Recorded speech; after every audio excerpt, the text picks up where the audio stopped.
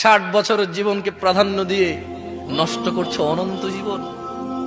লা ইয়ামুতুনা ফিহা ওয়ালা ইয়াহইয়া। শোনো, জান্নাতে গেলেই মানুষ মরবে না এমনটা নয়, জাহান্নামেও মানুষ মরবে না। বেতুয়ার মানুষ, শোনো, আল্লাহ তোমাকে ভালোবাসবে। তুমি পাপাচারী, পাপিষ্ট, তোমার ভিতরে অপরাধের অভাব নেই, নিজেকে অনেক তুচ্ছ মনে হয়, মনে হচ্ছে 60 বছর জীবনে কোনো নেকি করনি, অপরাধ করছো। আর রবের কাছে তোমার 60 বছর কি বলো?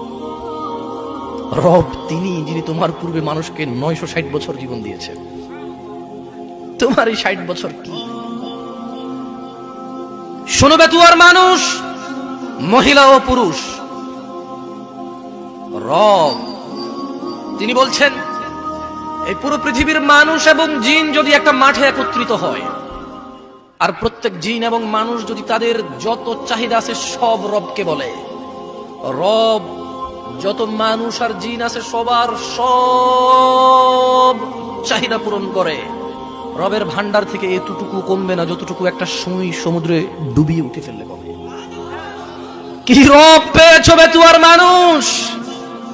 ফজরে তুমি ঘুমিয়ে থাকো, তুমি মনে করো তোমার এই সুন্দর ব্যবহার, তোমার এই গোছালো চলাফেরা, তোমার এই আধিপত্য, তোমার এই